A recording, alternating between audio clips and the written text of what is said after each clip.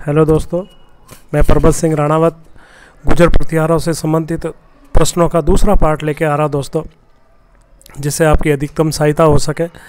इसमें इसी श्रेणी में पहला प्रश्न आपके सामने लेके आ रहा हूँ, जो मिलान वाला प्रश्न है। 31वां प्रश्न देखना, इसमें गुजरों की उत्पत्ति के बारे में। तो ग्वालियर अभिलेख के अनुसार ये भगवान राम के वंशज थे, यानी रघुकुल और लक्ष्मण के पुत्र बताया गया है। आपको राजशेखर की पुस्तिका में विदसल भंजिका में इनको सौमित्र पुत्र ही कहा गया। तो रघुकुल लक्ष्मण के पुत्र हो जाए। घटियाला अभिलेख के अनुसार ये ब्राह्मण थे। भंडारकर के अनुसार ये विदेशी थे, यानी खजर हुणों के साथ आई हुई खजर जाति से उत्पत्ति बताई।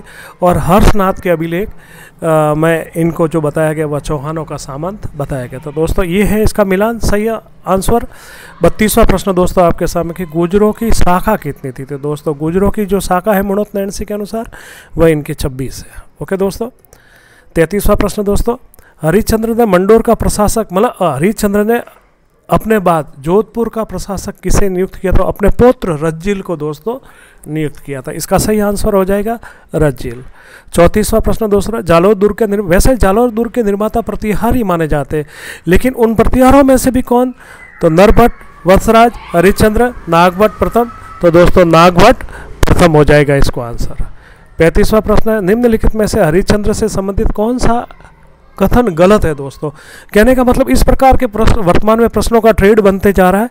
तो हरिश्चंद्र को इसमें ब्राह्मण था, घटियाली अभिलेख के रोहाली की उपाधि धारण की थी, गुरु प्रतिहारों का गुरु भी कहा गया।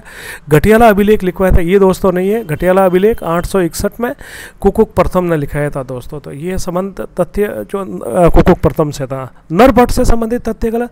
नरभट्ट के लिए कुचेला शब्द का बिल्कुल दोस्तों कुचेला शब्द का प्रयोग हुआ। चीनी यात्री हेनसांग ने नरभट्ट के समय यात्रा की थी, ये भी दोस्तों सही है।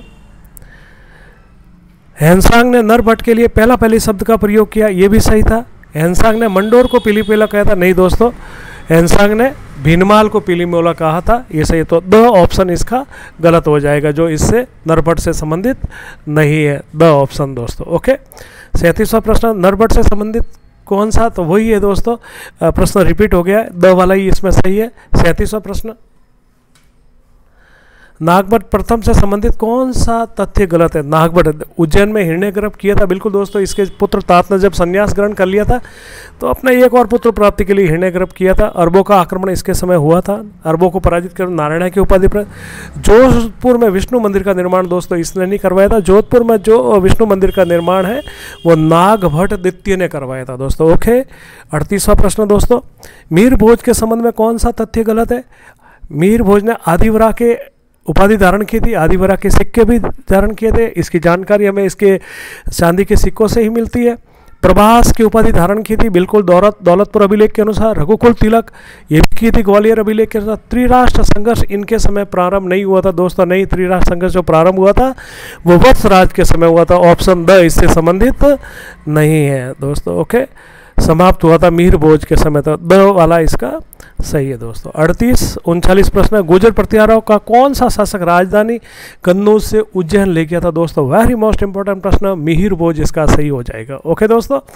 40वां प्रश्न है, त्रिराष्ट्र संघर्ष किस शासक के समय समाप्त हुआ था? आगे मैं इसको उल्लेख कर चुका हूं, तो मिहिर भोज इसका हो जाएगा दोस्तों। 41वां प्रश्न है, गुजर प्रतिहारों की राजधानी राज दरबारी कवि, इसको प्रतिहारों का गुरु भी कहा गया, कवि राजशेखर ने किसके समय में अपना कार्य प्रारंभ किया था? तो महेंद्रपाल के समय दोस्तों, महेंद्रपाल के समय किया था।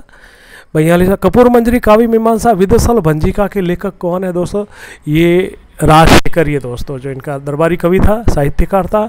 43वां, किस गुजर प्रतिहार शासक की उपाधि निर्भय, राजेंद्र और महेंद्र? कई बार परीक्षा में पूछा गया दोस्तों, और बहुत मोस्ट इंपॉर्टेंट शासक है महेंद्रपाल, जिसको अंतिम हिंदू सम्राट भी कहा गया। 44वां, राजशेखर ने बाल रामायण, बाल भारत, भुवन कोश और हर विलास, ये भी पुस्तकें राजशेखर ने ही लिखी है। लेकिन यहाँ पूछा कि किस शासक के समय लिखी गई थी दोस्तों, तो ये देखना आप, काव्य मीमांसा, कपूर मंजरी, विदसल भंजिका महेंद्रपाल के समय, और ये 4 पुस्तकें राजशेखर ने महिपाल के समय, और राजशेखर ने अपना ज़्यादातर जीवन महिपाल के साथ ही बिताया था। 45वां प्रश्न, मोहम्मद गजनवी ने किस गुजर प्रतिहार शासक के समय आक्रमण किया था? दोस्तों मैं बता दूं, 1018 में उसने राज्यपाल के समय, 1019 में उसने त्रिपुलोचन पाल के समय, यानी कि कन्नौज पर 2 बार आक्रमण किया था। इसका सही ऑप्शन हो जाएगा दोस्तों अ व ब दोनों, यानी कि ऑप्शन स सही हो जाएगा दोस्तों। ओके, 46वां प्रश्न दोस्तों आपके सामने, अंतिम गुर्जर प्रतिहार शासक कौन था? तो ये दोस्तों था यशपाल। ओके दोस्तों, कन्नौज पर गुर्जर प्रतिहारों को समाप्त कर किस वंश का अधिकार हो गया था? दोस्तों में कन्नौज पर तो गढ़वाल वंश का स्थापित हो गया था, और जो मंडोर के जो गुर्जर प्रतिहारा शासक थे यहाँ पर राठौड़ वंश की स्थापना कर दी। तो अगर आपको पूछे कि मंडोर पर या जोधपुर पर गुर्जर प्रतिहारों के बाद किसने, तो गुर्जर प्रतिहारों ने दहेज में दे दिया था अपने राव छुंडा को, वही छुंडा जिसने जोधपुर और मंडोर में राठौड़ वंश की नींव रखी थी। और कन्नौज पर पूछे तो गढ़वाल वंश के चंद्रदेव ने इस पर प्रतिहारों को अंतिम रूप से समाप्त कर अधिकार कर लिया था। जयवरा रणहस्तीन बहुत मोस्ट इंपॉर्टेंट उपाध्याय है। रणहस्तीन यानी कि युद्ध का हाथी, जयवरा विष्णु का उपासक, वत्सराज की थी दोस्तों, बहुत ही महत्वपूर्ण था ये। 14, राजस्थान का भुवनेश्वर किसे कहा जाता दोस्तों? ओसिया का शिव मंदिर। बिल्कुल दोस्तों, ओसिया के शिव मंदिर को राजस्थान किराड़ू का जो शिव मंदिर है उसे तो हम राजस्थान का खजुरा जगत का मंदिर है, इसे मेवाड़ का खजुरा।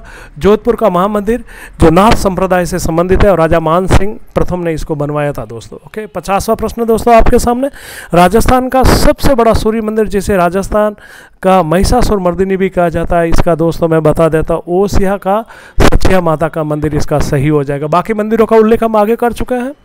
51, गुर्जर प्रतिहार किसके उपासक थे? तो दोस्तों ये विष्णु के उपासक थे, रेगुलर मैं बताता आ रहा हूँ आपको, विष्णु के उपासक। जोधपुर का विष्णु मंदिर किसने बनाया था? जोधपुर का विष्णु मंदिर बनाने वाला व्यक्ति था दोस्तों नागभट्ट द्वितीय। मोस्ट इंपॉर्टेंट प्रश्न। 53वां प्रश्न, प्रभाकर चरित्र जो नागभट्ट द्वितीय के बारे में जानकारी देते हैं किसके द्वारा लिखित है? तो दोस्तों ये जो लिखित है वो चंद्र प्रभु सूरी के द्वारा लिखित है। और वशिष्ठ के यज्ञ से किस वंश की उत्पत्ति नहीं हुई थी?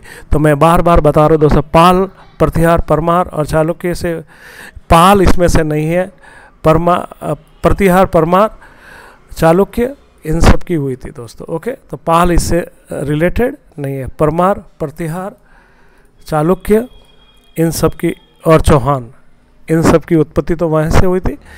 गुर्जर प्रतिहारों को देसी नहीं मानने वाला शासक कौन थे? तो गुर्जर प्रतिहारों को देसी नहीं, पंडित ओझा ने देसी माना, उदयतन सूरी ने उनको, बाण भट्ट ने इनको देसी माना, लेकिन भंडारकर ने इन्होंने हूणों के साथ आई हुई खजर जाति से माना, तो भंडारकर इनको देसी नहीं विदेशी मानता। बॉम्बे गजेटियर ने गुर्जर प्रतिहारों को विदेशी माना, कर्नल टॉड द्वारा नहीं, जैक्सन द्वारा लिखित है दोस्तों ये, ठीक है ना, जैक्सन द्वारा। 57वां प्रश्न, मंडोर का प्राचीन नाम? अहिछत्रपुर नागौर, सपादलक सांबर, मेदपाट मेवाड़ और मांडवीपुर मंडोर। तो इसका सही उत्तर दोस्तों हो जाएगा मांडवीपुर। 58वां प्रश्न मिलान का और अंतिम प्रश्न होगा, अज जिसे मध्य देश और वर्तमान में मध्य प्रदेश कहा जाता है दोस्तों, ए का संबंध सी से हो जाएगा। मांड हम जैसलमेर को कहते हैं, मांडवीपुर मंडोर को कहते हैं, पिलीमोलो हैंसांग ने भीनमाल कहा। तो ये था दोस्तों अपनी सीरीज आज का प्रश्न। और अंतिम प्रश्न दोस्तों, त्रिराष्ट्र संघर्ष, इसके बाद एक और होगा। त्रिराष्ट्र संघर्ष कितने वर्षों तक चला था? 200 वर्ष दोस्तों। ओके, और इसके अगला जो प्रश्न है दोस्तों वह है मिलान वाला। जो महत्वपूर्ण शासकों ने महत्वपूर्ण उपाधियाँ थी, सिक्के थे, मंदिर थे, इनका मिलान करना है। तो आदिवरा की उपाधि मिहिर भोज हो जाएगा दोस्तों। विजय जोधपुर में विजय स्तंभ या जय स्तंभ कुकुक प्रथम ने। विष्णु मंदिर नागभट्ट द्वितीय दोस्तों। ओसिया का शिव मंदिर वत्सराज ने बनाया था दोस्तों। तो ये था दोस्तों अपने सेकंड प्रतिहारों से संबंधित प्रश्न। और दोस्तों मैं आपको बता देता हूँ कि अब मैं जो लेके आ रहा हूँ, वन लाइनर लेके आ रहा हूँ मैं कल के लिए, परसों जो मैं इस ग्रुप में डालूंगा, आप पढ़ लेना। आप अंतिम रूप से कि भाई कम समय में अधिक पढ़ना है, परीक्षा के दिनों में जल्दी जल्दी रिवाइज करना है, तो इसके लिए वन लाइनर बहुत महत्वपूर्ण है और मैं आपके लिए लेके आ रहा हूँ। धन्यवाद दोस्तों, नमस्ते। मेरी क्लास बहुत अच्छी लगे तो लाइक शेयर एंड सब्सक्राइब जरूर करो दोस्तों। धन्यवाद।